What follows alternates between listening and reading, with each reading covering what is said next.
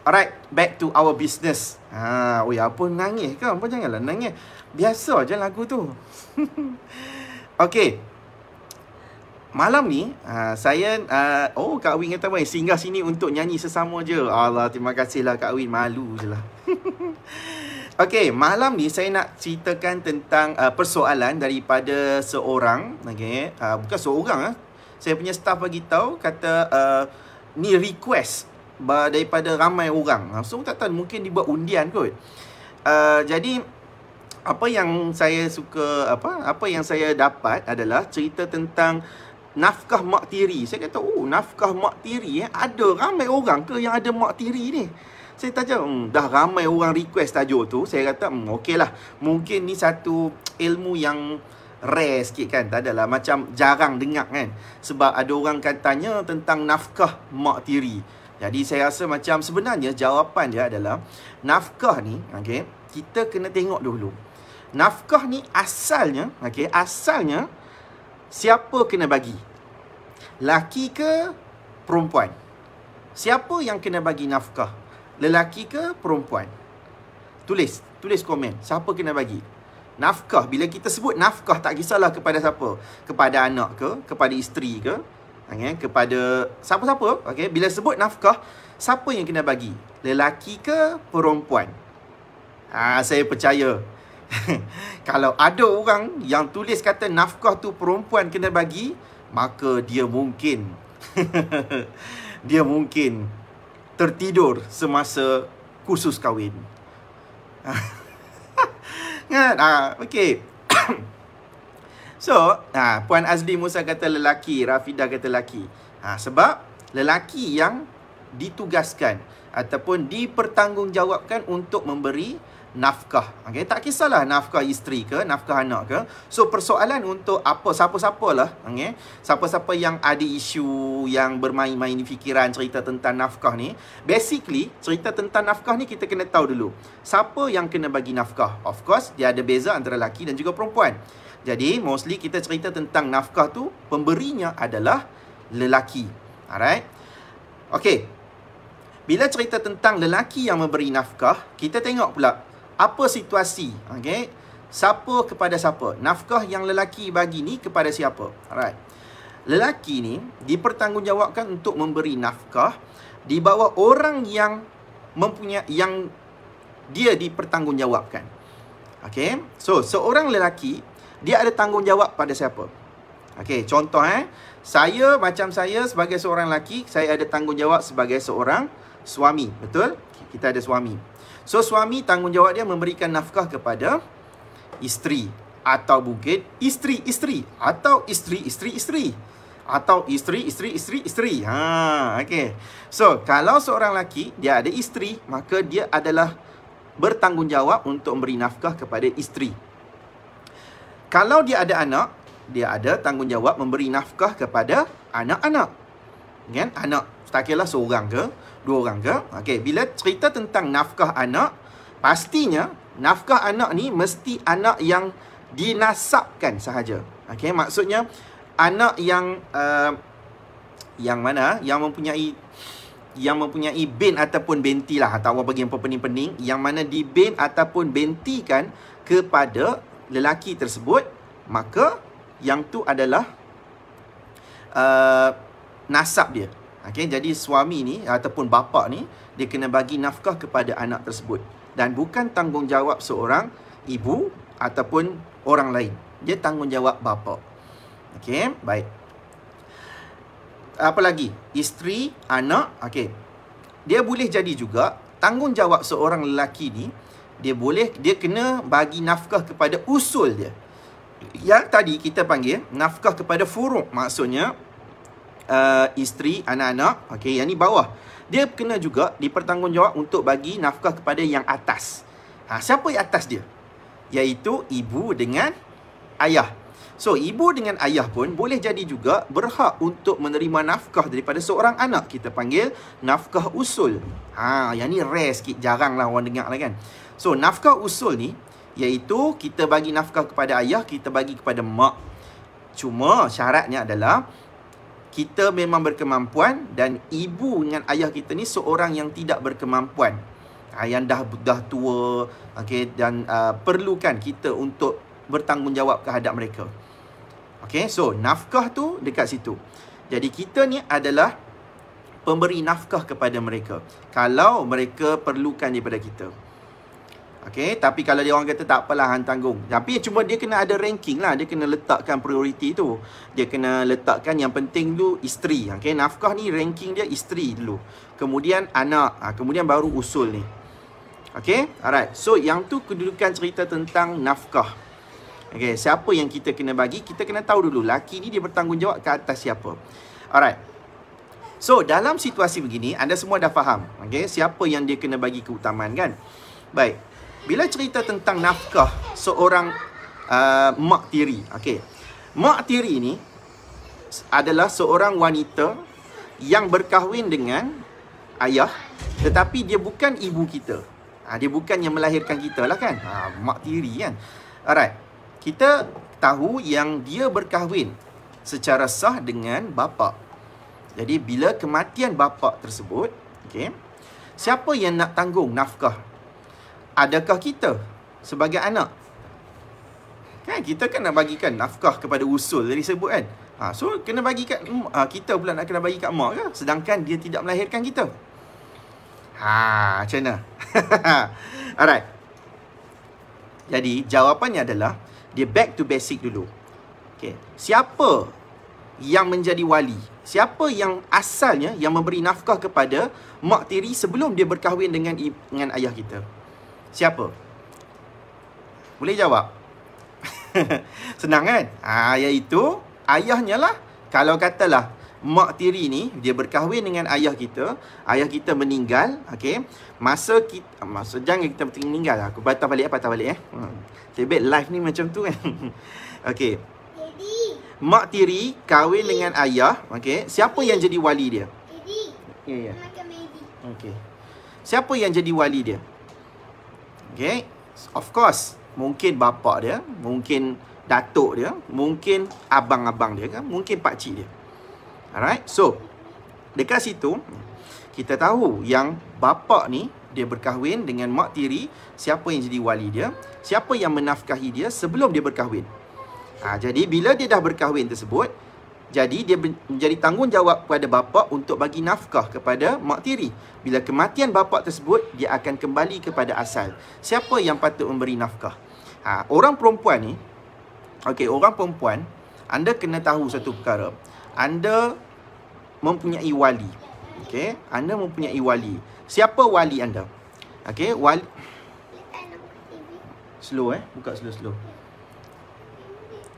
Okey. Siapa? Sorry ganggu sikit. Okey. Siapa yang macam mana pun kita tahu siapa Okey. Anda seorang wanita, anda kena tahu satu perkara. Bila anda berkahwin, okey, anda berkahwin, tanggungjawab memberi nafkah tersebut telah berpindah daripada seorang bapa kepada seorang suami. Okey, sebab pada asalnya, okey, anda mempunyai tanggungan. Anda mempunyai tanggungan terhadap orang lain. Maksudnya macam suami ni, saya bercakap kepada lelaki. Okay? Lelaki mempunyai tanggungan terhadap orang di bawah dia. Okay, jadi bapa kalau ada anak perempuan, dia bertanggungjawab ke atas anak perempuan ni tersebut. Selagi mana anak perempuan ni tidak diserahkan kepada orang lain untuk ditanggung tersebut, maka bapa dia kena tanggung anak tersebut. Anak perempuan lah. Okay? Kalau ikut dalam cerita bab nafkah ni perempuan kan, ada orang tanya kat saya, kalau nafkah anak ni umur sampai umur berapa nak kena bayar? Kan? Saya kata, berdasarkan kepada undang-undang, kalau anak ni dah sampai umur 18 tahun, dia bukan automatik terbatal, tetapi dia akan boleh tuntut nafkah untuk diri dia sendiri kalau dia masih sedang belajar. Okay, so kalau dia masih sedang belajar, maka dia boleh layak lagi untuk dapat nafkah tersebut. Kalau seorang anak ni dah berkemampuan untuk mencari perbelanjaan untuk diri dia sendiri, maka dia bertanggungan ke atas diri dia sendiri. Tetapi andai katalah dia tak mampu untuk buat benda tu semua, dia masih lagi tanggungjawab kepada bapaknya. Okey, itu cerita tentang nafkah anak. Kalau anak ni anak perempuan yang dah besar sekalipun, okay, walau dah besar sekalipun, let's say lah dia dah 29 dan sebagainya, tak bekerja lah. Okay, kita cerita anak perempuan yang tak bekerja, duduk rumah dan sebagainya. Ada ke contoh macam tu? Ada kan? 29, tak kahwin lagi, duduk kat rumah sahaja, dia tanggungan dia masih lagi tertanggung kepada bapaknya. Kalau lelaki lain, kalau lelaki, anak lelaki ni lepas sahaja habis belajar ke, umur dia dah mencapai umur dewasa lah kita panggil, dia tertanggung ke atas diri dia sendiri. Sebab dia adalah wali. Faham tak? Sebab dia adalah wali. Bila dia adalah wali, maka dia bertanggungan ke atas dia sendiri. Anak lelaki, seorang lelaki, dia tak ada wali sebab dia wali. Berbanding perempuan, seorang perempuan, dia macam mana sekalipun dia mesti ada wali. Kalaulah dalam isu yang ditanyakan ni, iaitu nafkah emak tiri ni, kalau kematian bapa kita, maka dia akan kembali kepada siapa yang menjadi wali kepada wanita tersebut. Kalau ada ayah, maka ayahnya. Kalau ada datuk, datuknya. Kalau ayah tak ada, datuk pun tak ada, maka dia akan berpindah kepada siapa dulu? Adik-beradik dulu. Okey, adik-beradik dulu. Adik-beradik dia. Alright, kalau adik-beradik tak ada, dia akan tengok pakcik dia. Siapa pakcik dia? Itu je jawapan dia. So, setiap wanita, anda kena tahu perkara ni. Alright, anda pada asasnya ditanggung oleh seseorang yang dinamakan sebagai wali, iaitu lelaki. Jadi, anda kena tahu siapa lelaki yang akan bertanggungjawab untuk memberi nafkah kepada anda kalau berlaku kematian suami. Ni cerita orang kematian suami. Kalau suami tak ada, contohlah kan, ni cerita orang yang dah bercerai, dia tak ada suami dah, dia hidup sendiri. Okay? So, jawapannya adalah kepada siapa yang akan menjadi wali kepada dia. Katakanlah dia tak ada wali dah, siapa pun tak ada dah kat situ. Abang apa, ayah pun tak ada. Contoh hilang langsung, dia seorang sebatang kara. Kalau ikut dalam undang-undang, dia adalah tanggungan walinya adalah wali hakim lah. Tetapi wali hakim ni tak adalah bertanggungan, sebab wali hakim ni dia bertanggungan untuk nak menikahi, menikahkan anda sahaja. Tapi dia bukan nak kena bagi nafkah kepada anda lah. So orang yang tak ada wali ni, tanggungjawabnya adalah untuk dia tanggung kepada diri dia sendiri. Okay, dia berseorangan lah, dia tak ada siapa kat situ.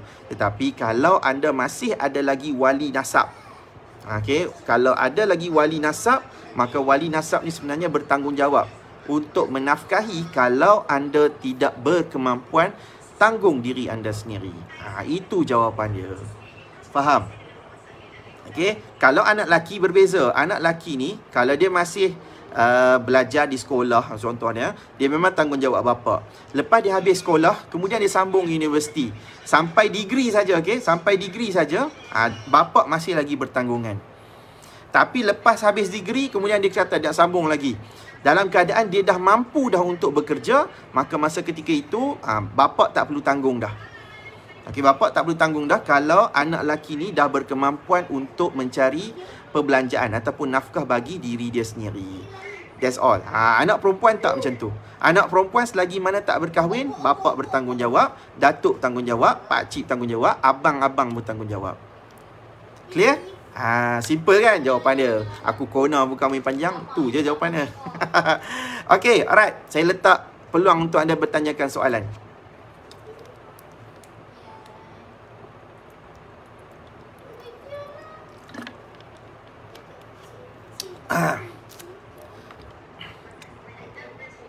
Apa ni?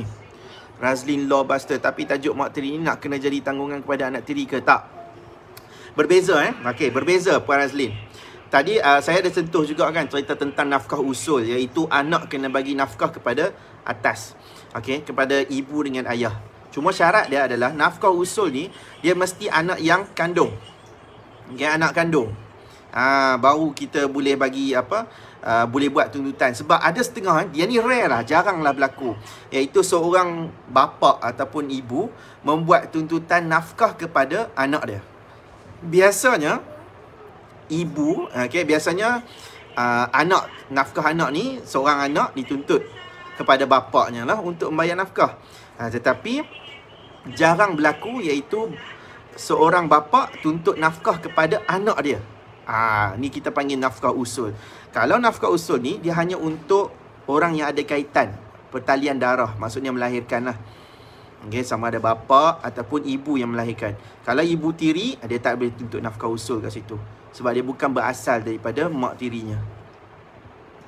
So dia berbalik kepada orang yang bertanggungan untuk memberi nafkah tersebut. Siapa? Iaitu orang yang menjadi wali dia. Anak tiri dia tak boleh jadi wali kepada mak tiri. Let's say lah, katakanlah kita ada mak tiri, kita kahwin dengan bapa kita. Bapa kita meninggal dunia dah. Mak tiri kita ni nak kahwin. Mak tiri nak kahwin dengan seorang lelaki yang lain. Boleh ke kita jadi wali? Tak boleh kan? Jadi kenapa pula kita nak anak tiri ni, sebagai anak tiri, nak dipertanggungjawabkan untuk beri nafkah pula? Tak boleh kat situ. Tak kena. Faham?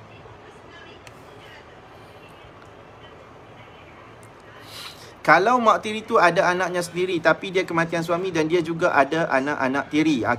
Jadi kalau mak tiri tu ada anak sendiri dan dia pun ada anak-anak tiri. Jadi yang akan tanggung nafkah dia, yang ni boleh nafkah usul kat situ, Cik Akmal Rusli. Iaitu nafkah usul ni maksudnya anak-anak dia yang asal. Anak-anak kandung dia, dia orang ni kena tanggung. Sebab kita panggil nafkah usul kalau mak tiri ni memang seorang yang bukan berkemampuan. Syarat dia mesti itu. Seorang ibu dengan ayah yang tak berkemampuan, jadi anak ni kena tanggung. Cuma pastikanlah anak-anak ni pun memang seorang yang berkemampuan jugalah, iaitu dia boleh menafkahi isteri dia dengan baik, boleh menafkahi anak yang baik. Kemudian dia boleh tanggung dengan mak tiri dia. Keutamaan tu, prioriti tu kena letak. Nafkah ni dia mesti kena tanggung yang pertama isteri dulu, yang kedua anak, yang ketiga baru usul, iaitu ibu dengan ayah. So kalau soalan Cik Akmal ni, kalau mak tiri tu ada anak sendiri, maka anak sendiri tu kena menafkahi maknya. Kalau mak tiri tersebut tidak mempunyai kemampuan. So anak-anak tiri tak perlu. Anak tiri bukan tanggungjawab dia. Bukan tanggungjawab dia untuk menafkahi mak tiri tersebut. Kalau mereka nak bagi, yang tu dikira sebagai sedekah lah. Dia tak dikira sebagai nafkah. Clear? Manja kasih. Kalau kahwin dah berumur and mak tiri sanggup duduk rumah sendiri dari duduk rumah suaminya dengan anak-anak. Jadi apa salahnya? Kalau kahwin dah berumur, mak tiri sanggup duduk rumah sendiri. Alright, tak kisah Puan Faizah Keria nak tanya soalan yang lain, lari tajuk. Siapa-siapa yang nak tanya soalan yang lari daripada tajuk pun boleh. Boleh je. Lari tajuk sikit kalau cerai taklik ada iddah tak? Cerai taklik di mahkamah maksudnya adalah perceraian yang melanggari taklik nikah. Jika sekiranya aku meninggalkan isteriku selama 4 bulan Qamariah berturut-turut. Ingat tak? Selepas akad nikah tu kan kita ada sebut macam tu kan. Jadi kalau kita melanggari tersebut, isteri failkan cerai taklik dan terbukti, apa yang akan berlaku? Cuba tengok dekat ayat terakhir. Yang ni saya cerita dengan taklik yang terkini lah, orang yang latest lah. Jangan cerita taklik yang lama-lama, cerita taklik yang biasa kita dengar sekarang ni. Jangan disebut apa macam mana. Saya sebut Puan Faizah. Jika sekiranya aku meninggalkan isteriku selama 4 bulan Qamariah berturut-turut, atau aku atau wakil aku tidak memberikan nafkah kepada dirinya selama 4 bulan Qamariah berturut-turut, atau aku menzalimi ataupun mendatangkan penganiayaan kepada diri dan tubuh badannya, dan sekiranya dia mengadu kepada qadi ataupun kepada hakim mahkamah syar'i dan sabit aduan tersebut, maka tertalaklah aku dengan talak RM RM10, talak khul'i. Biasa kan apa dengar? Ingat? Yang ni kalau kat Kedah ayat tu. RM RM10 talak khul'i. Saya percaya dekat negeri lain pun hampir sama. Dekat ayat terakhir tu dia akan sebut dibayar dengan jumlah RM10 dengan talak khul'i. Okey, so talak khul'i ni maksudnya khulu', tebus talak. Okey, khul'i tu maksudnya tebus talak. So tebus talak ni, kalaulah kita failkan cerai taklik, suami kita ni memang lari tinggalkan kita. Contoh lari keluar daripada rumah, tinggal kita 4 bulan ke atas, dah 4 bulan turut-turut dah tak balik rumah, kita tanggung nafkah sendiri sebagainya, kemudian kita failkan cerai taklik tu, mahkamah sabitkan. Okay, mahkamah dengar keterangan kita, saksi kita, so mahkamah terima semua tu, dan mahkamah kata sabit aduan tersebut, dan mahkamah kata minta bayar RM10. So kita pun tertanya, kenapa pula RM10? Sebab dalam taklik kita tu dia ada tulis RM10 kena dibayar. So kita bayar RM10 tu, itulah nilai tebus talak. So bila tebus talak tersebut dibayar, kita kena tahu perceraian secara tebus talak ni adalah perceraian secara tebus talak ni adalah cerai yang mana kita sebut sebagai talak bain sughra. Talak bain sughra. Talak bain sughra ni maksudnya kita tak boleh nak rujuk. Alright, kalau nak bersama balik kena ada akad nikah yang baru dan mas kahwin yang baru. So faham Baik. Setiap perceraian, dia ada iddah, perempuan. Dia ada iddah. Bezanya adalah iddah raj'i ataupun iddah raj'i ataupun iddah bukan raj'i lah. Alright. Iddah raj'i ni maksudnya iddah yang kalau suami sebut lepas talak 1 ataupun talak 2. Yang mana kita boleh lagi untuk rujuk. Kalau iddah bukan raj'i ni, iaitu talak bain, bain sughra ataupun bain kubra. So kalau bain ni, dia tak boleh rujuk. Yang tu clear lah, itu kita tak mau cerita panjang lah. Kalau kita cerai taklik, kita tergolong dalam talak bain sughra. Jadi kita tak boleh rujuk dah. Cuma kita mesti kena beriddah juga. Kita sebut sebagai iddah penyucian saja. Mesti mahkamah akan perintahkan kata untuk kita beriddah. Cuma iddah kita tu tidaklah bermaksud untuk kita rujuk. Tidaklah bermaksud untuk kita boleh duduk serumah. Cuma iddah kita tu adalah iddah untuk tahan untuk penyucian,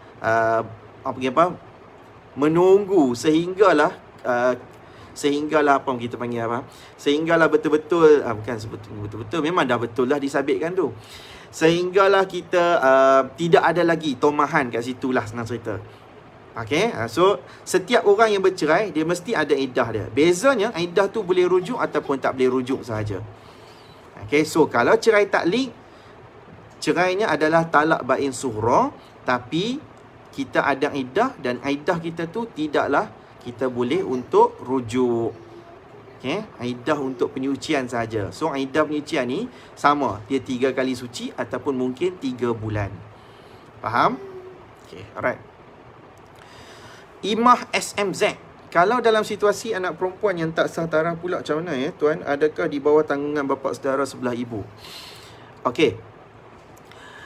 Anak tak sah taraf, tanggungjawab memberi nafkah adalah kepada ibu. Ibu, alright, dia tak ada bapa. Sebab dia tidak dibin ataupun bentikan kepada seorang lelaki yang mungkin memberi benih untuk kelahiran anak tersebut. So anak tak sah taraf, tanggungjawab memberi nafkah adalah kepada ibu. Dan kalaulah ibu ini tak ada, dia akan pergi kepada bapa kepada ibu. Bapa kepada ibu. Siapa? Bapa kepada ibu. Kalau bapa kepada ibu tak ada, dia akan pergi kepada datuk kepada ibu. Kalau datuk kepada ibu tak ada, dia akan pergi kepada adik-beradik lelaki sebelah ibu. Kalau tak ada juga, dia akan pergi kepada bapa saudara sebelah ibu. So yang pentingnya sebelah ibu, itu sahaja. Dia sama macam ranking tanggungjawab seorang lelaki untuk beri nafkah. Nafkah dia pun ada ranking juga, siapa yang kena bagi. Dia bersetting dengan suami, dia setting dengan setting dengan bapa, macam itulah. Tanggungan bapa saudara sebelah ibu, betul lah tu. Kalau dah tak ada semua, tinggal bapa saudara je. Bapa saudara lah memang kena tanggung. Okey.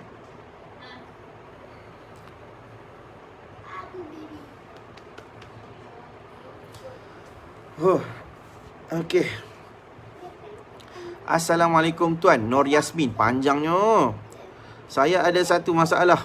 Okey, setahu saya sebelum 1990, mana-mana bayi yang lahir time nak buat surat beranak boleh guna siapa punya surat nikah. Oh, ya ke?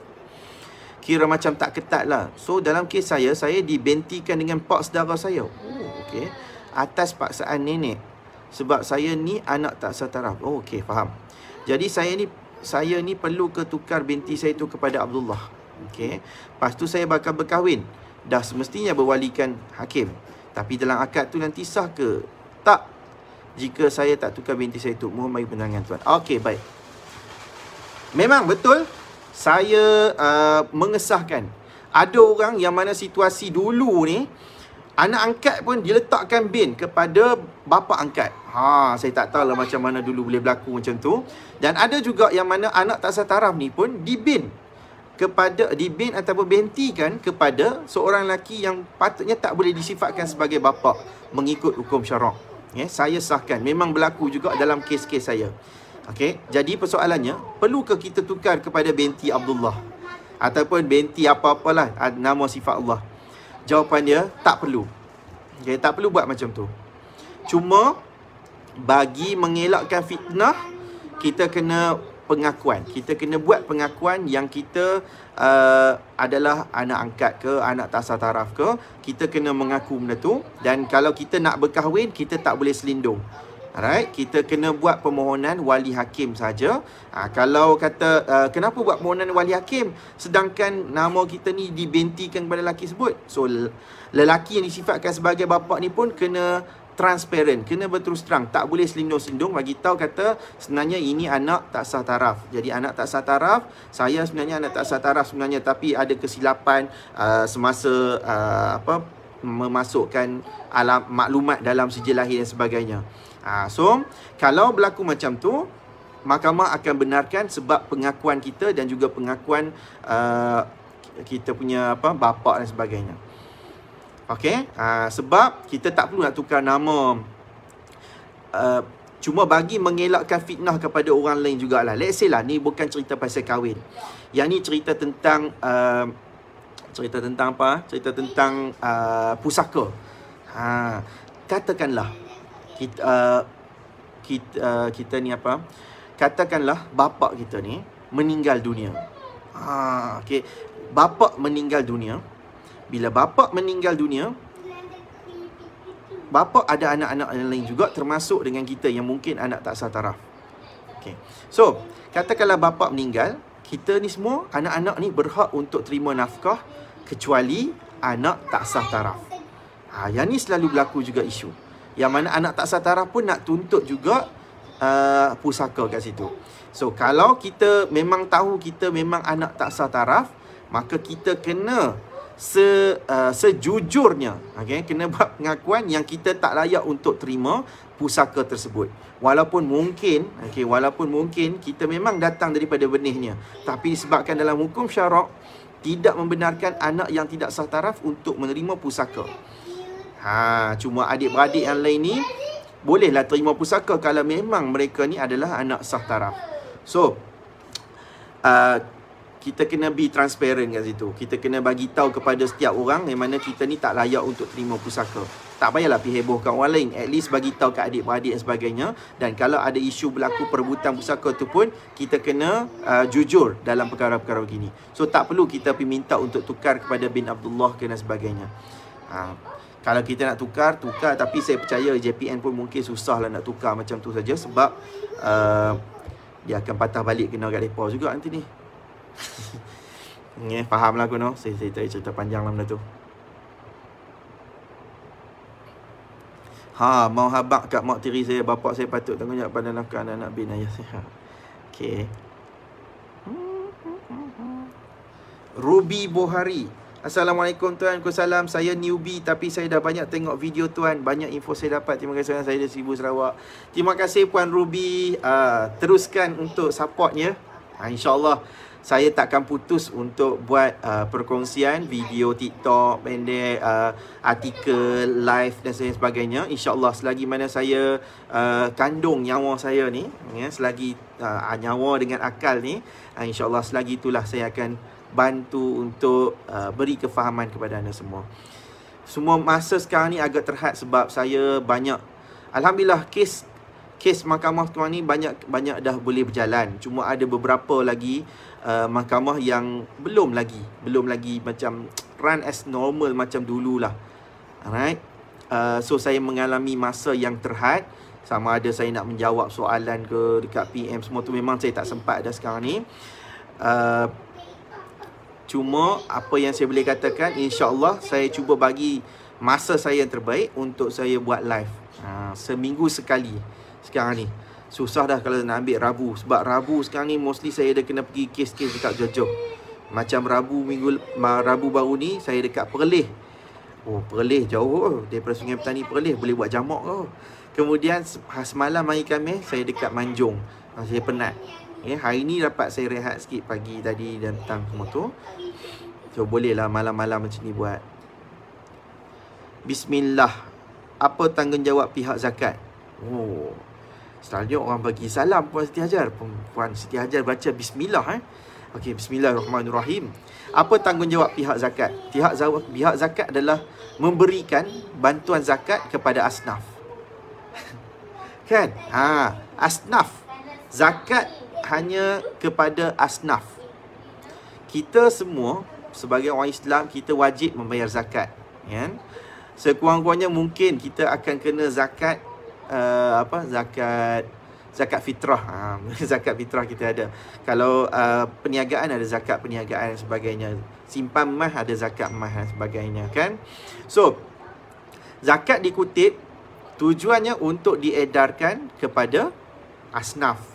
So, asnaf ni siapa? Asnaf ni orang-orang yang tertentu yang mana dah ada dalam Quran dan juga dalam hadis. Alright? Contohnya salah satu asnaf adalah orang yang fakir, miskin. So fakir dengan miskin. Jadi kalau kita layak dapat. Tapi tak ada cerita tentang zakat kena bagi kepada ibu tiri. Tak ada. Alright?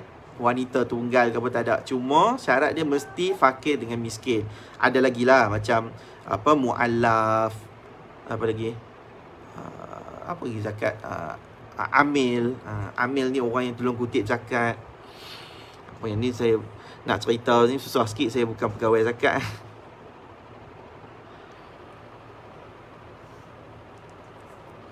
Sofia Tazri, Assalamualaikum tuan. Waalaikumsalam. Saya nak bertanya, apa aurat dengan anak tiri tuan? Adakah macam ibu kandung? Oh, aurat Ya Allah. Rasa macam ustaz dah kena jawab ni. Okey. Sekiranya seorang kita punya ni adakah macam ibu kandung? Okey, baik. Sekiranya bapa kahwin dengan mak tiri, okey. Bapa kita kahwin dengan mak tiri. Bapa kita kalau dah bersetubuh dengan mak tiri tersebut, dia akan dikategori sebagai haram muabbad. Okey. Contoh haram muabbad ni maksudnya kita tak boleh berkahwin dengan mak tiri tersebut. Haram selama-lamanya. Thank you. Wife saya bantu saya malam ni. Thank you yang.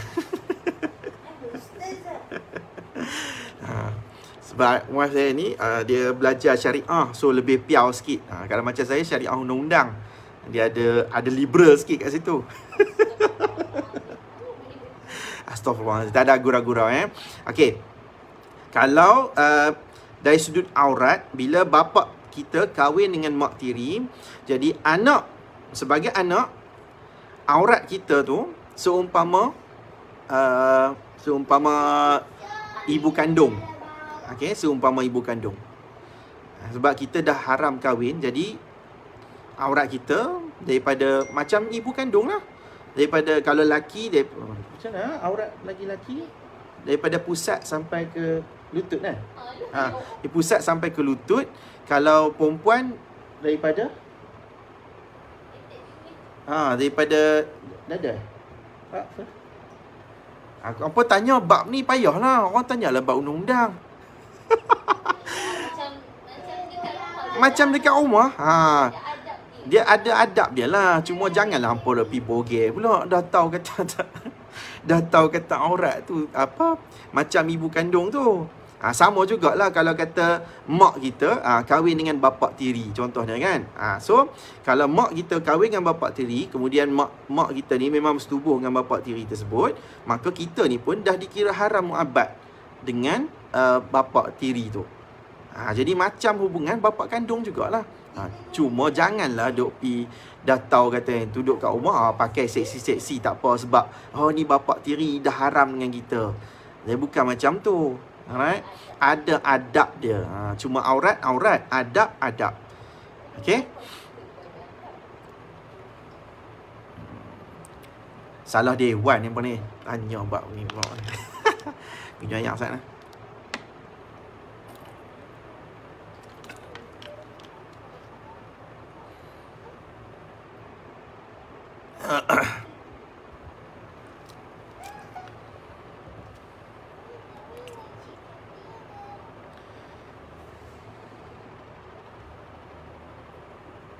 Okey, Puan Natrah Rosli. Tuan, berdasarkan video pendek tuan, okey, video pendek, isteri mengandung anak lelaki lain telah mendapat 960,000 view. Oh, betul. Terkejut. Yang itulah terkejut tu. Ramai terkejut dengan penjelasan tersebut. Mengikut Undang-Undang Syariah Islam Malaysia, kenapa anak itu boleh dibengkan kepada suami yang sah, dan sekiranya suami tersebut meninggal, siapa perlu tanggung nafkah tersebut? Okey, baik. Jangan terkejut. Okey. Sekiranya seorang lelaki, saya cerita dalam video tu lah. Siapa yang belum tengok video tu ataupun belum share dan sebagainya, anda boleh tengok, anda boleh share dan sebagainya. Okey. Ada soalan orang ni, dia tanya, dia kata, kalau seorang wanita ni, seorang isteri, dia curang, terlanjur dengan seorang lelaki lain. Dia kata suami orang, tak kisahlah siapa sekalipun. Dia terlanjur, kemudian anak tersebut lahir bukan daripada benih suami dia. Okay, faham So, bukan suami dia punya benih, tapi orang lain. So, lahir anak tersebut, saya kata dia masih boleh dibinkan kepada suaminya. Okay. Selagi mana si suami ni tidak menafikan yang tu anak dia. Memang hukumnya macam tu. Dalam hukum tersebut, kalau si bapa ni tak menafikan, dia yakin yang ni anak akulah, maksudnya sebab dia tak menafikan.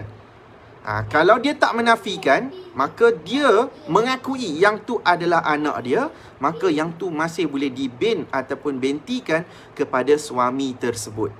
Sehinggalah dia menafikan yang tu adalah anak dia.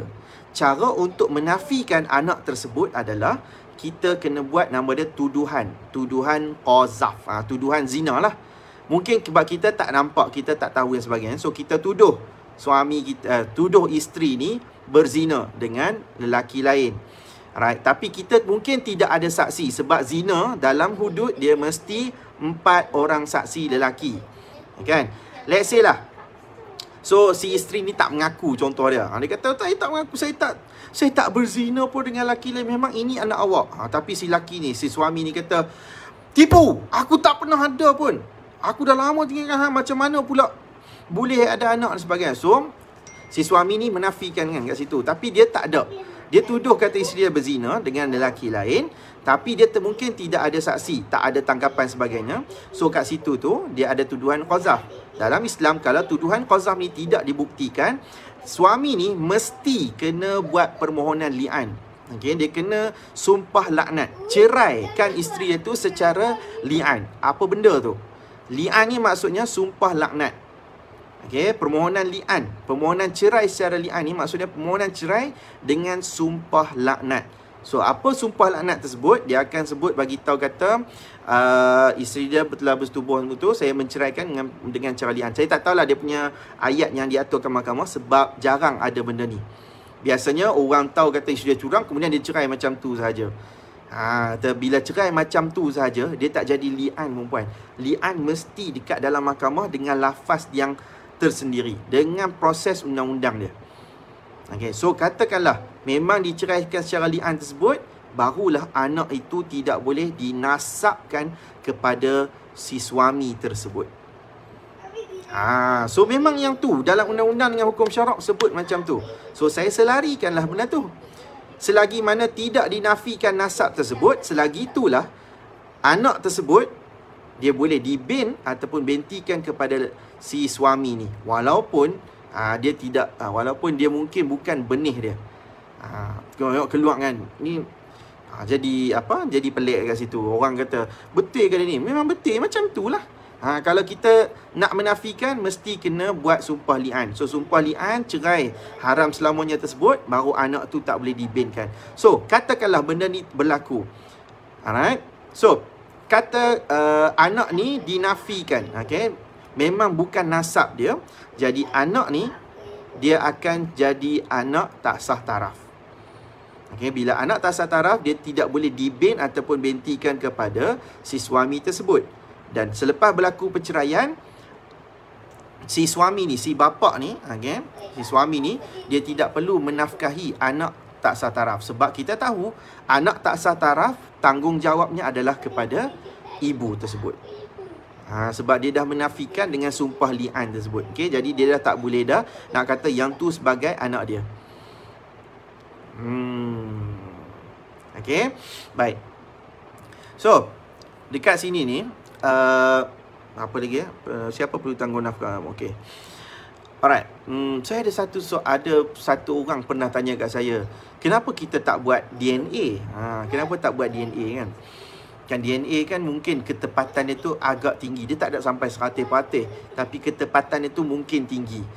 Cuma DNA ni dia dalam pembuktian dia dikira sebagai pembuktian qarinah.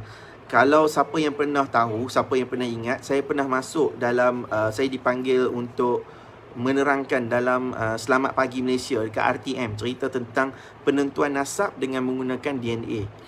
Jadi, saya kaji kan, saya tanya kenapa kita tak guna DNA saja kan? Kita masih lagi kena berpegang pada hukum syarak. Dalam syarak, untuk menafikan nasab, dia bukan dengan cara DNA, tapi dia dengan cara dengan cara li'an tersebut. Jadi sukarlah untuk kita nak mengatasi benda ni.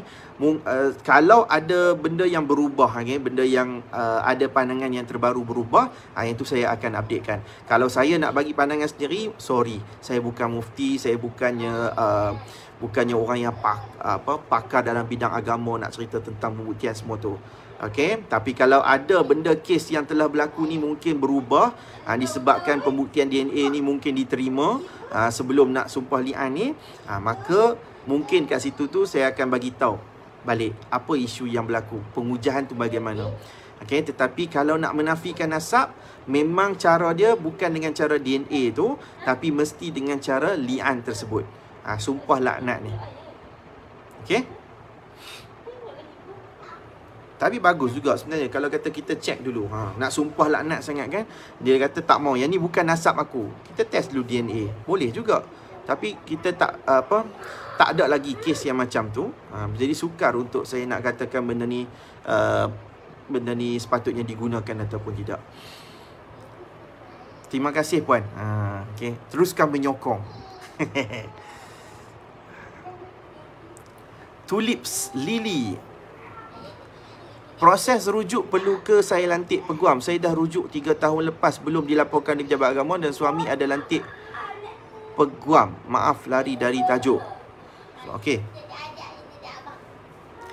Kalau kita nak claim kata 3 tahun lepas kita ada rujuk cuma tak buat laporan Pejabat Agama, maka kita nak kena buat permohonan pengesahan rujuk di Mahkamah Syariah. Jadi bila nak masuk Mahkamah Syariah, of course kita kena lantik peguam untuk kendalikan kes pengesahan rujuk kita tersebut. Alright? Sebaiknya lah. Sebaik-baiknya.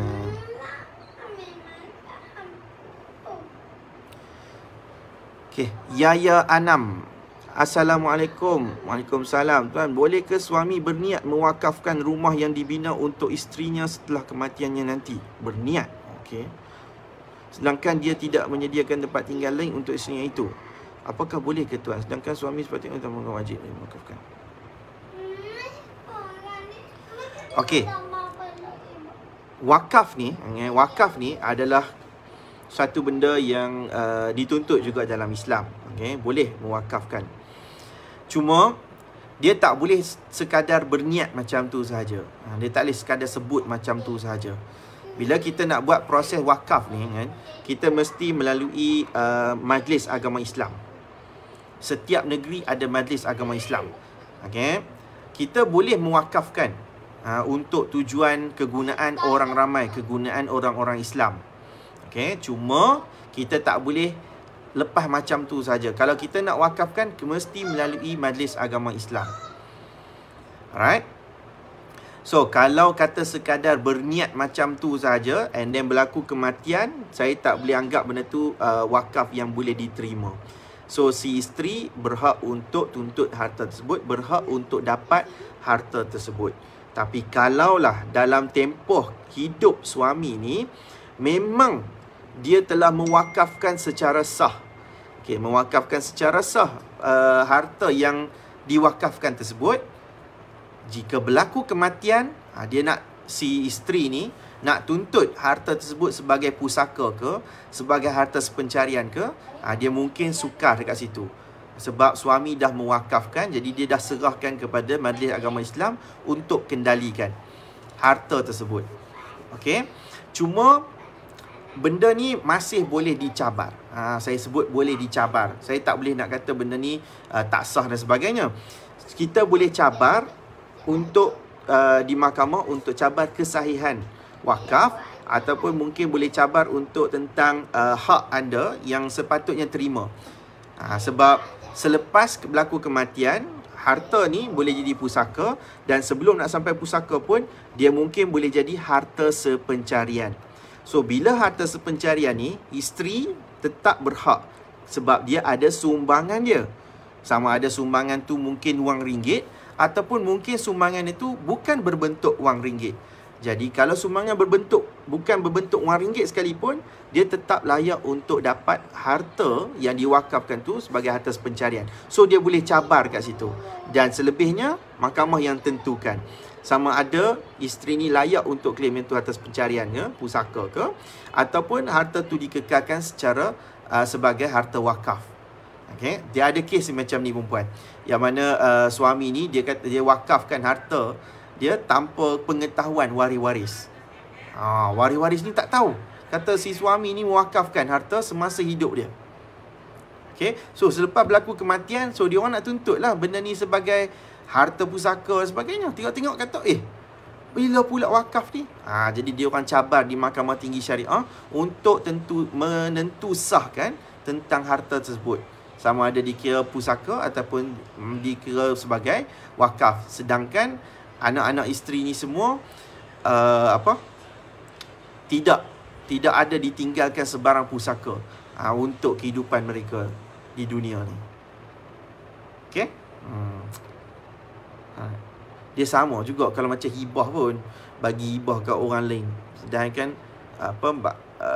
anak isteri semua ni berhak untuk terima, baik bagi kat anak bini.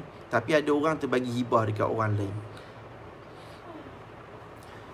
Syikin Baha, Assalam tuan. Waalaikumsalam. Saya hendak bertanya, sekiranya seorang suami meninggal, bolehkah mertua menuntut hak ke atas rumah yang dibeli oleh isteri menantu semasa dalam kahwinan? Tapi loan namanya rumah sepenuhnya tanggung isteri. Senang jawapan dia Puan Syikin. Mak mertua tu tak boleh tuntut kalau rumah tu dibeli atas nama isteri tu.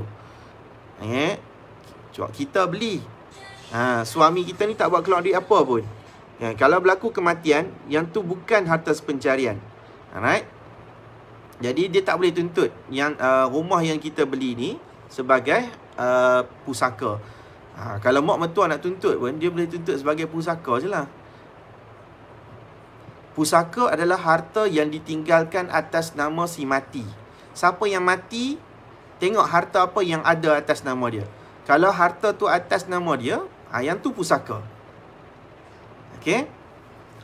Kalau kita yang mati, memanglah rumah tu dikira pusaka. Tapi kalau kita tak mati, harta tu atas nama kita. Jadi yang tu bukan pusaka. Orang yang ada kelayakan untuk tuntut ni sebagai pusaka ni, dia tak boleh tuntut. Sebab bukan nama si mati tu. Kena tengok dalam geran lah.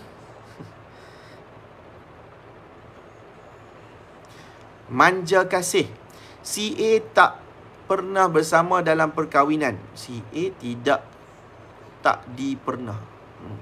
Tak pernah kot no. Tak pernah bersama dalam perkahwinan. Tapi dalam surat saman tertera nafkah iddah dengan mut'ah. Sedangkan dalam ikatan pernikahan tak pernah disetubuhi. Macam mana tu tuan? Masih dapat iddah juga? Apa itu mahar? Adakah hakim menilaikan nanti? Oh, okey. Syarat untuk dapat mut'ah, iaitu sagu hati selepas perceraian. Seorang isteri yang diceraikan tanpa sebab munasabah, dia berhak untuk dapat mut'ah. Cuma syarat untuk mut'ah dalam hukum syarak, mesti wanita ni disetubuhi. Wajib, dia mesti disetubuhi oleh isteri, oleh suami dia. Kalau suami ni tak pernah sentuh pun, and then berlaku perceraian, jadi yang tu dia tak boleh dapat mut'ah. Cuma dia boleh dipulangkan, dia boleh tuntut semula mahar misil, mahar mas kahwin dia tu. Tu sahaja. Okey, untuk nafkah iddah boleh kalau kata diceraikan dengan talak satu ataupun talak kali kedua. Okey, talak satu ataupun talak dua yang kita sebut sebagai iddah raj'i. So dalam iddah raj'i, let's say lah memang tak bersetubuh, kemudian diceraikan dengan talak satu ataupun talak kali kedua. So talak satu ataupun talak dua ni, iddah raj'i, si isteri ni berhak untuk dapat nafkah iddah selagi mana dia tidak nusyuz. Okey, untuk mut'ah syarat dia mesti kena setubuh. Kalau tak disetubuhi, maka isteri ni tak layak untuk dapat mut'ah. Alright, yang ni bukan saya cakap, ni hukum syarak punya cerita.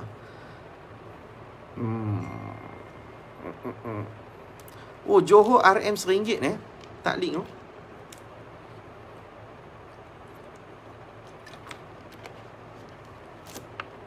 Kedah RM10. Erni Muhammad Ali. Assalamualaikum warahmatullahi ta'ala wabarakatuh. Waalaikumsalam. Masalah family, okey. Arwah mak dan arwah abah ada harta sepencarian, okey. Namun mak tiri rebut atas alasan dia ada anak lelaki. Mak tiri seorang guru ijazah tuan. So macam mana isu ni? Dah berapa tahun isu ni di mahkamah?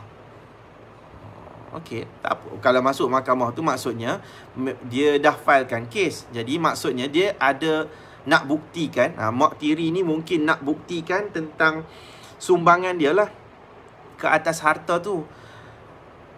Okay? So let's say lah, contoh bukan cerita puan, cerita orang lain.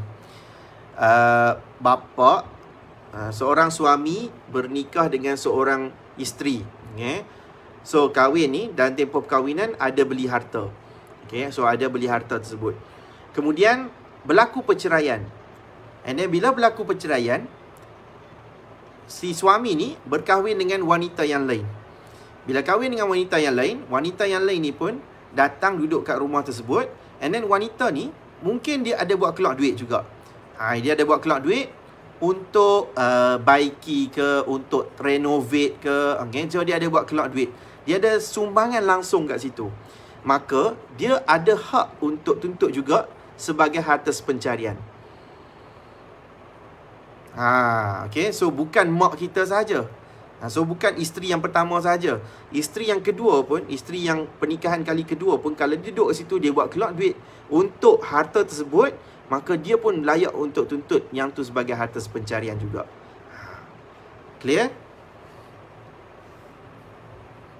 So yang selebihnya mahkamah yang akan tentukan berapa bahagian untuk mak kita dan juga mak tiri tersebut.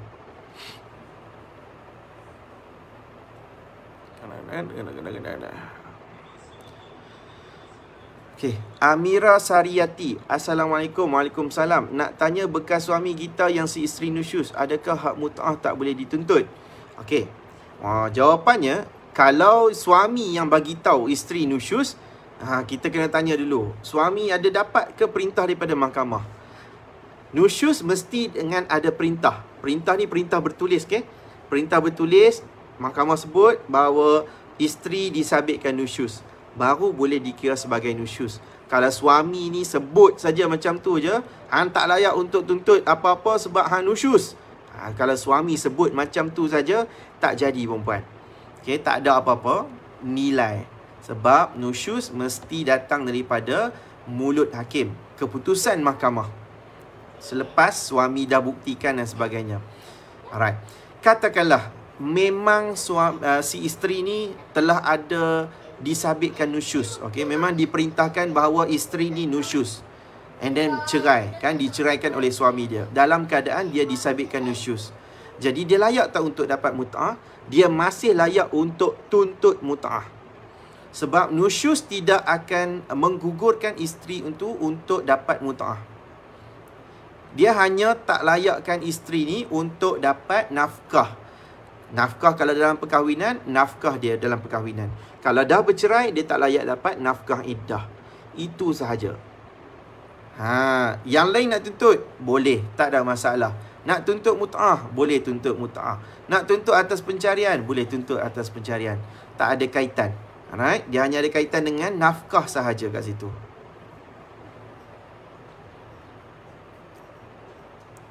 Mariani Siti Mariam, pasangan kahwin di sepadan, bila balik tak daftar di Malaysia sehingga sekarang. Ada anak tapi dibin dengan si ayah. Okey. Bila si ayah sudah meninggal, adakah si anak akan dapat harta faraid? Okey. Jawapannya adalah ya. Dia boleh layak untuk dapat faraid jika perkahwinan ibu dengan ayah ni telah disahkan, okay, dan tak ada bantahan tentang berkaitan dengan status dia tu, anak dia tu. Kalau memang dia ada dalam sijil lahir tu memang dibinkan kepada ayah, kalau ayah meninggal, maka dia boleh tuntut. Dia boleh dapat harta faraid tersebut sebab dia adalah ada kemungkinan dia adalah anak sah taraf kepada bapa kita. Okey, tapi katakanlah tak dibinkan, tak ada pun dalam sijil lahir tu memang tertera bin Abdullah dan sebagainya. Okay, tapi dia mungkin si bapa ni berkahwin dengan seorang ibu ni di sempadan Thailand. Okay, so kahwin kat sempadan Thailand, balik Malaysia tak buat pengesahan, tapi memang cukup rukun sebagainya. Okay, cukup rukun, cukup syarat, dan anak dilahirkan pun memang cukup syarat dia. Lebih daripada 6 bulan qamariah selepas perkahwinan. Let's say lah, si suami ni meninggal, si bapa ni meninggal. Jadi anak ni ataupun isteri ni layak tak untuk terima pusaka?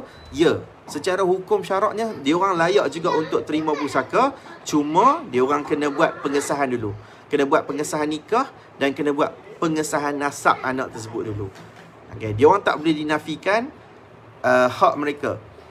Okay, dia tak boleh dinafikan hak mereka ni, walaupun mungkin dia orang menikah di sepadan, tapi disebabkan pernikahan mereka ni mungkin boleh jadi sah. Alright, so dia orang tetap ada hak kat situ, termasuklah dengan anak tersebut. Okay, alright.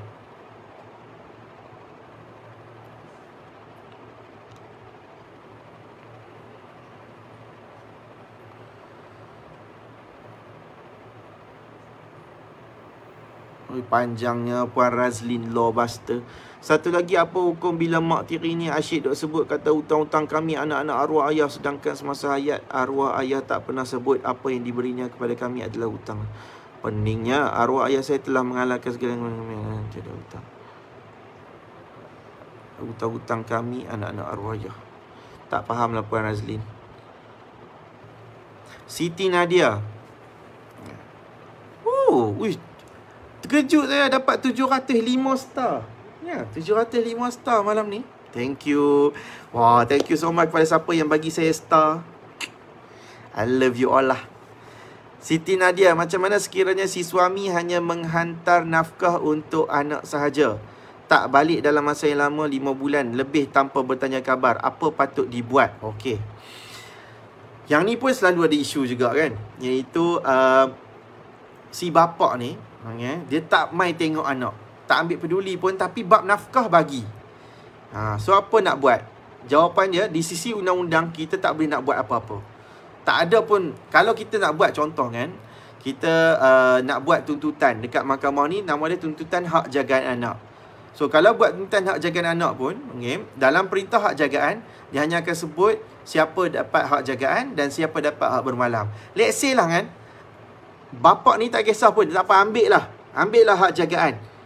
Mahkamah perintahkan kata bapak ni dapat hak untuk melawat, bermesra dan bermalam. Contoh dia sebut apa hak kan. So kalau dia nak melawat tak apa, dia tak memalam pun tak apa, ikut suka dia. Mahkamah pun tak boleh paksa, sebab yang tu disebut sebagai hak.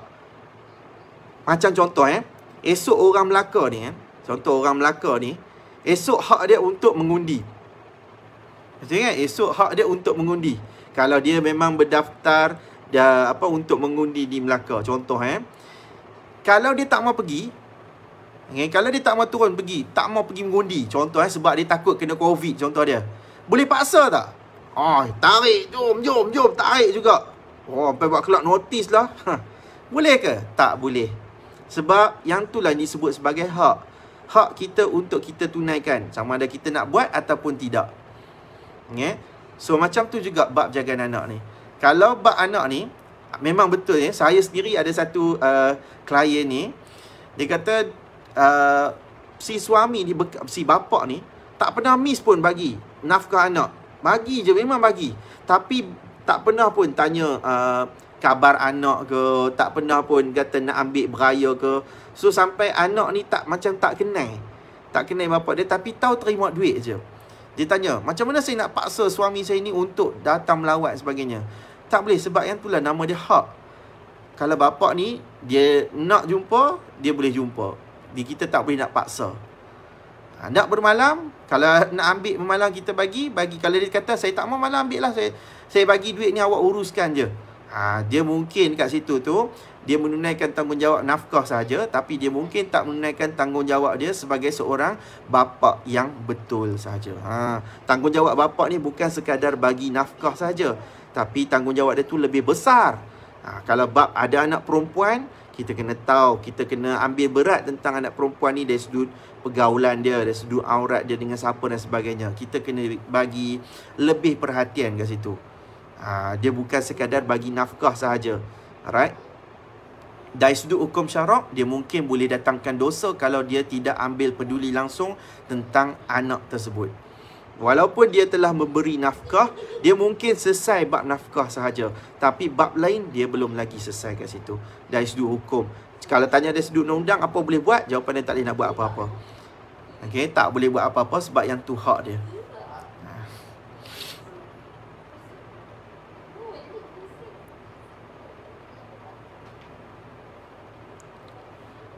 Tuan jawab isu yang live sekarang lah, bab lain hold dulu. Tak apa, Puan Intan Zuhana. Siapa nak tanya bab lain pun tak ada masalah, as long as ada kaitan dengan undang-undang keluarga Islam ataupun bab syariah sahaja. Jangan tanya bab yang lain. Tanya bab kartun belakang ni ke, memang saya tak jawab lah. Tanya tentang kenapa rambut saya malam ni nampak macam Korea-Korea ke, tak boleh lah saya jawab. Ini rahsia.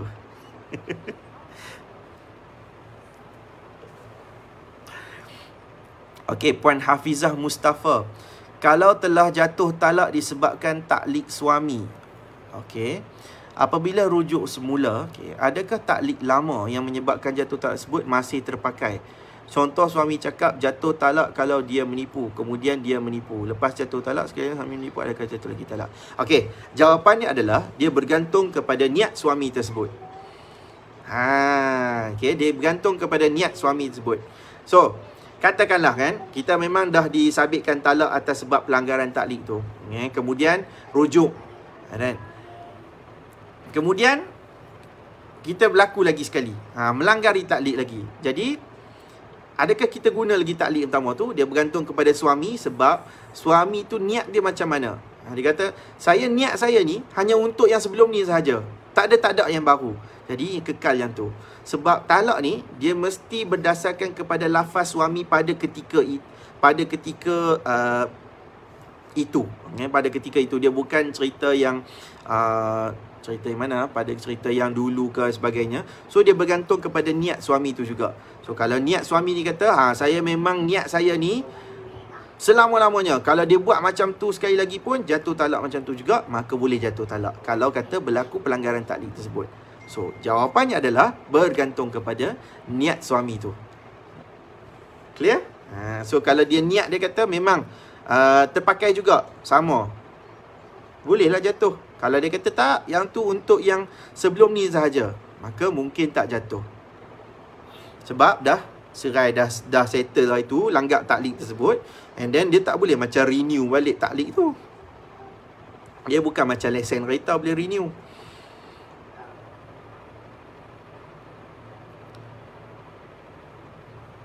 Kes hibah dah boleh masuk mahkamah ke tuan? Wow. Memang mahkamah syariah memang ada kes hibah pun. Permohonan pengesahan hibah ada.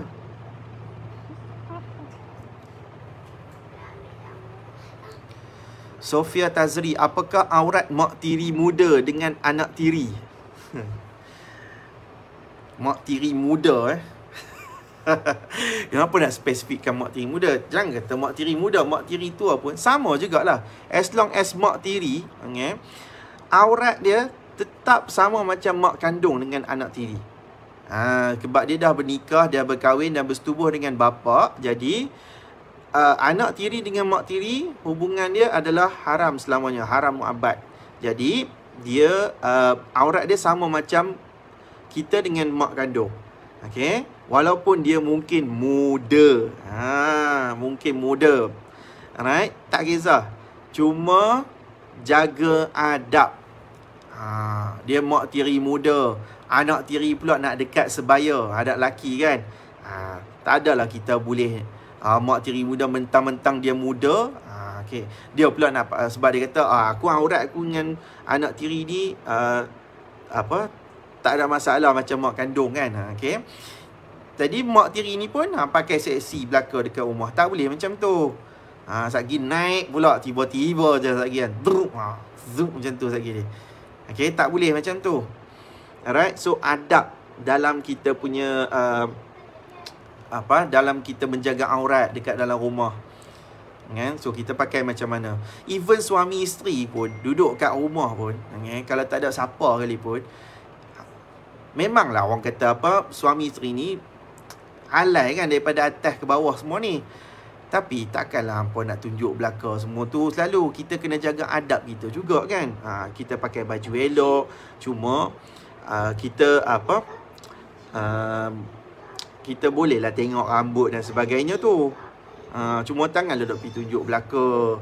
Dengan mak kita pun, pernah ke kita tunjuk pakai bogey mak tu? Tak ada kan. Adalah hak yang jenis keloloh ni.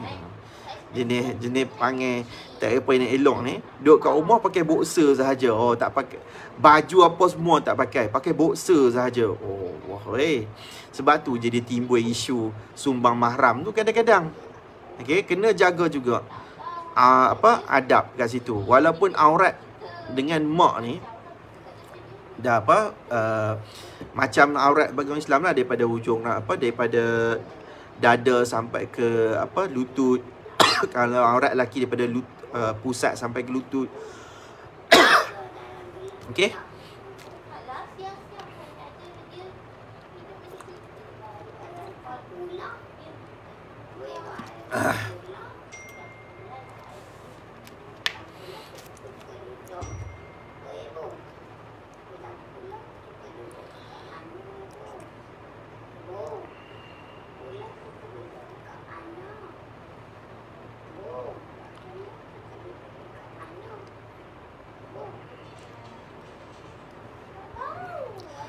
Kak T, Assalamualaikum tuan. Waalaikumsalam. Saya tanya, zaman sekarang ada lagi ke orang buat Cina buta? Kau dah cerai talak 3, confuse ni. Orang buat sekarang ni Melayu buta.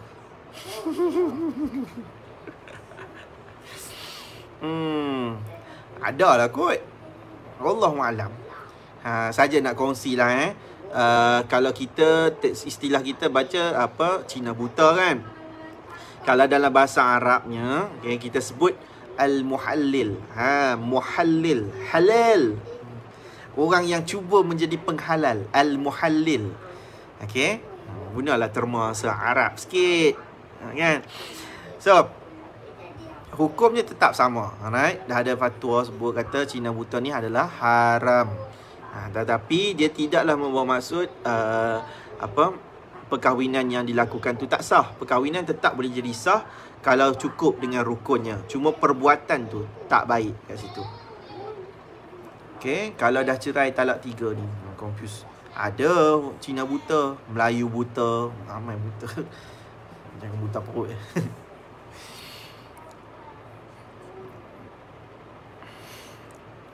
Cuma tak naik kat Shopee je kan. Naik kat Mudah ke, perkhidmatan, servis Cina buta. Sagi ke orang Cina pun pakai tanya, you buat servis apa?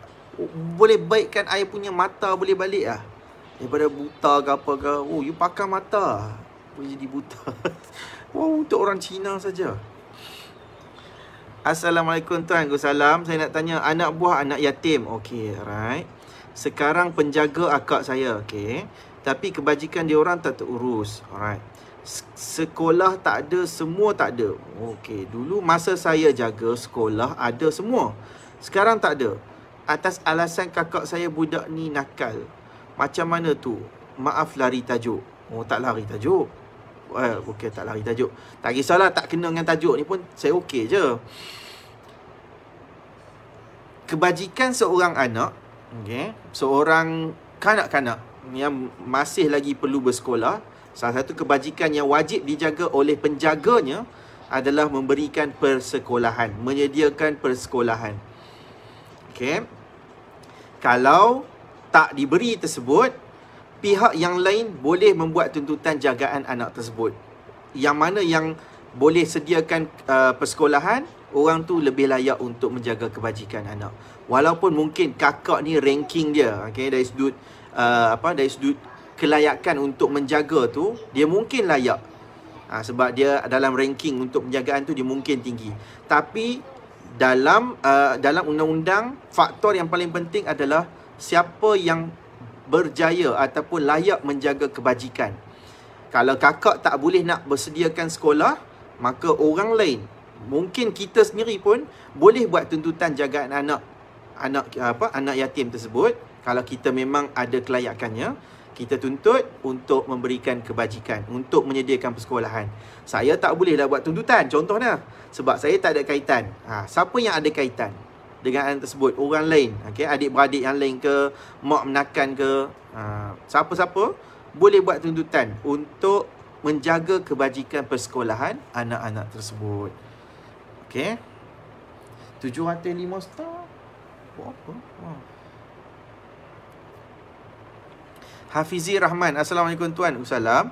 Ada pengalaman tak deposit peguam dah bayar, tiba-tiba kes tak dapat diteruskan, contohnya kes ditarik balik, deposit tu boleh dapat balik ke? Oh, yang ni tanya kat saya ni susah lah. Siapa yang nanti peguam, bincang dengan peguam dia sendiri macam mana perjanjian tersebut.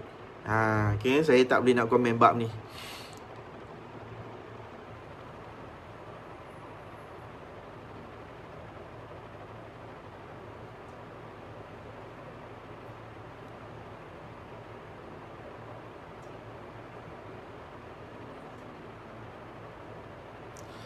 Suhada Comot.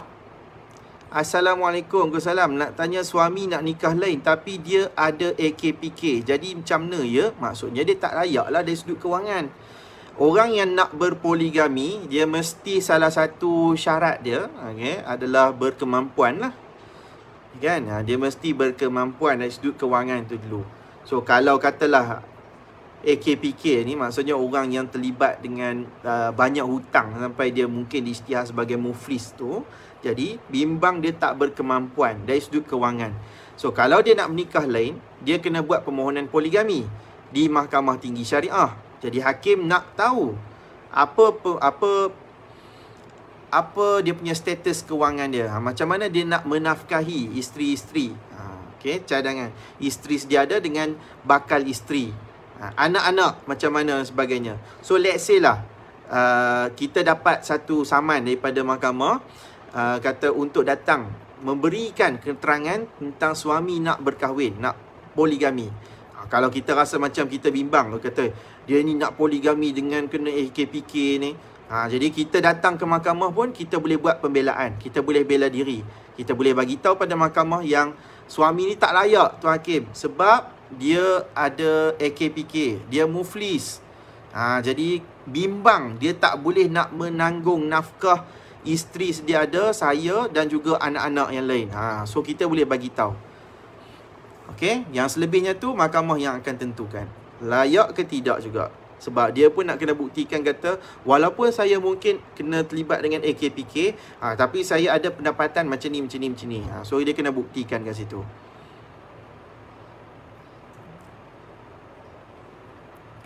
Cik Syah, kalau nak kahwin bagi pihak perempuan tapi wali duduk lebih 300 km jarak jauh, boleh tak buat wali hakim? Okey.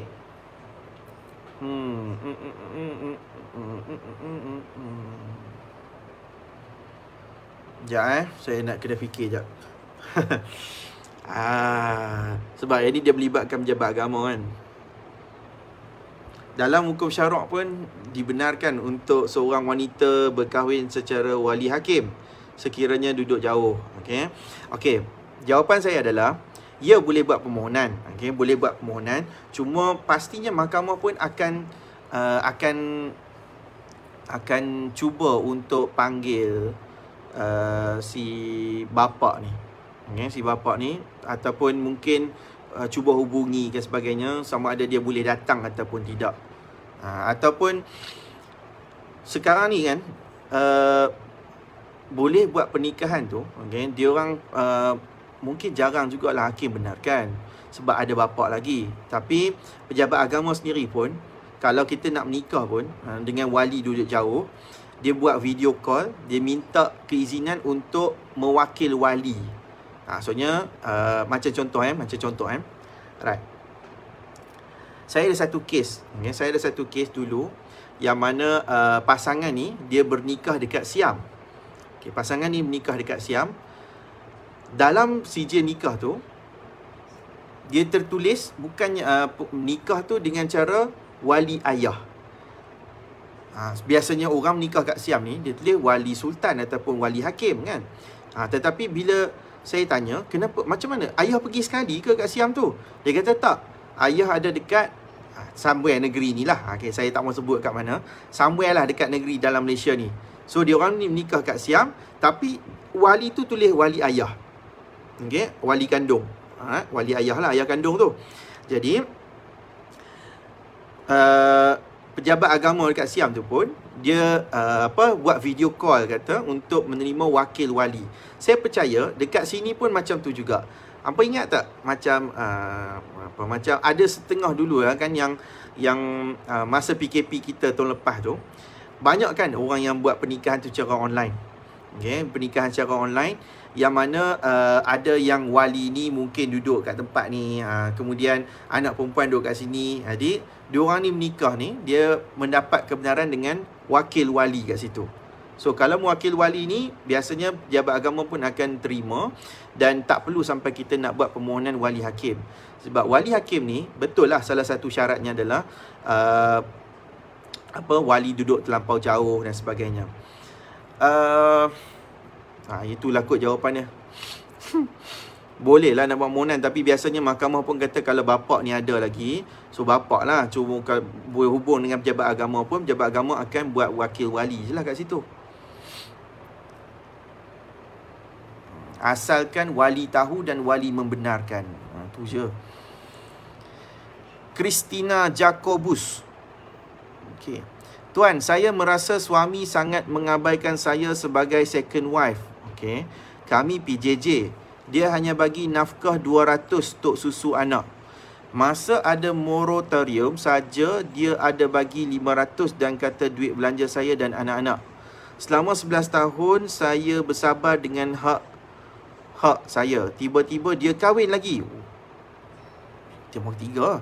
Adakah wajar saya jika nak tuntut cerai atau saya minta khidmat nasihat dulu? Bila saya minta lepas, dia marah-marah saya pula. Sangat-sangat terasa hati. Okey, baik. Siapa-siapa, yang ni nasihat untuk siapa-siapa jugalah. Jika kita mungkin ada terlintas untuk nak bercerai atas sebab-sebab tertentu, kalau boleh selamatkan dengan cara kaunseling. Okey, kena cuba ikhtiar dulu, pergi kaunseling dulu. Tapi kalau memang kita dah tak boleh terima dah, dah memang kita dah sampai tahap teranaya lah. Jadi yang ni kita boleh dapatkan khidmat perundangan dan khidmat nasihat perundangan terlebih dahulu, sama ada kita sesuai ataupun tidak dengan nak buat tuntutan perceraian ni. Sebab kita nak buat satu tuntutan perceraian di mahkamah, mesti kita dapat satu guideline terlebih dahulu daripada peguam, supaya kita pergi ni dalam keadaan yang lebih bersedia. Jangan pergi dalam keadaan yang menonong saja macam tu. Okay, so jawapannya adalah ia wajar untuk dapatkan kaunseling dulu. Kalau kita memang tak boleh teruskan, kita dapatkan nasihat perundangan untuk nak teruskan kes di mahkamah syariah. Khidmat kaunseling bukan dekat mahkamah, khidmat kaunseling dekat pejabat agama. Yang tu sebagai salah satu alternatif untuk kita cuba menyelamatkan rumah tangga kita. Okey. Alright, saya nak ambil soalan last, soalan yang terakhir sebab dah pukul 10.30 kat sini. Linawati Ina, okey, orang yang terakhir. Assalamualaikum tuan, Waalaikumsalam. Kalau isteri dah lama tak duduk bersama dengan suami yang begitu lama tak tinggal sebumbung, dan suami tak bagi nafkah selama 7 bulan berturut-turut, dan kemudian bagi nafkah 3 bulan selepas tu, dan tak bagi nafkah anak-anak juga. Suami pernah juga lafaz talak tapi tak jatuh sebab dengan kata berlapik depan hakim. Tahun demi tahun berlalu, suami pernah cakap kepada isteri, kau bukan lagi isteri aku. Adakah tu dikira jatuh talak juga? Ui, panjang cerita lah, sekali yang tu je. Okey. Kalau memang suami tak bagi nafkah 7 bulan berturut-turut, okay, so dalam dalam lafaz taklik nikah, kita boleh buat tuntutan cerai taklik. Okay, dia tak sebut kalau tak bagi nafkah 4 bulan berturut-turut tu jatuh talak. Dia kata kalau kita tak bagi 4 bulan berturut-turut tu, isteri boleh buat tuntutan di mahkamah untuk cerai taklik tersebut. Okay, kalau isteri tak tuntut, maka masih lagi isteri. Masih lagi isteri walaupun suami tak bagi nafkah. Okay, sebab isteri tak buat tuntutan perceraian di mahkamah. Alright. Okay, so ayat yang terakhir tu je yang penting tu. Tahun demi tahun berlalu, suami pernah cakap kepada isteri, kau bukan lagi isteri aku. Okay, adakah tu dikira jatuh talak juga? Dia tak dikira jatuh talak lagi. Okay, dia dikira sebagai talak kinayah.